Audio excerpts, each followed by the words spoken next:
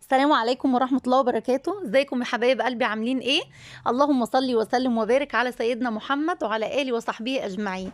ايه رأيكم بقى في القمر ده؟ ما شاء الله تبارك الله. رز المناسبات السعيدة. اسبوع واحدة عندها ندر، يلا نعمل شوية رز ونفرقهم.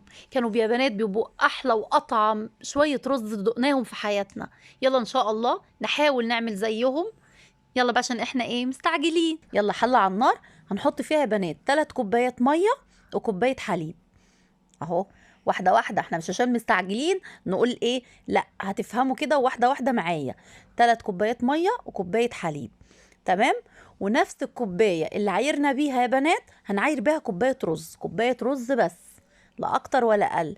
كوبايه رز دي على ايه؟ على 2 كيلو لبن. بس احنا هنا عشان حطينا 3 كوبايات ميه وكوبايه حليب، يبقى كل يعني الكميه ان شاء الله تبقى كيلو ونص لبن كده. بس احنا بنقول الاساسي هيبقى 2 كيلو لبن. كوبايه الرز غسلناها حلو قوي يا بنات ونسقطها. واهم حاجه التقليب، نقلب كويس جدا عشان الرز ما يلزقش، تمام. كويس بقى يا بنات كده. وبعد ما يغلي، هيغلي غلوة كده غلوتين، هنقفل الحلة ونرجع له بقى بعد ساعة، تمام. بصوا هو بيغلي ازاي. شفتوا بقى يا بنات بعد ساعة بقى بالمنظر الجميل ده، تمام. تعالوا بقى نشوف بقية المقادير هنحط ايه.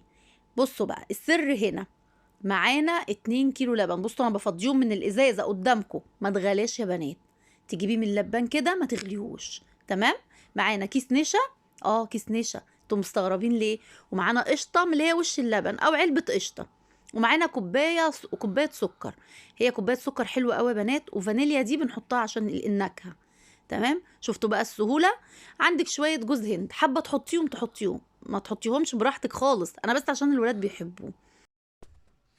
حطينا بقى السكر يا بنات، بنحط السكر في الاول، في ناس بتحطها في الاخر، لا انا بحطها في الاول عشان تسكر الرزايه مع اللبن، بتدي ميكس كده في الاول جميل، تمام. نقلب وهنزود اللبن شويه بشويه، تمام. ونقلب يا جماعه. ايوه، انتي بقى ايدك بتبقى ميزان ان شاء الله باذن الله. هو خد بالظبط يا بنات عشان تبقوا عارفين كيلو ونص. هنحط القشطه، هنحط القشطه الجميله دي، قشطه وش اللبن يا بنات، انا دي مش قشطه جاهزه.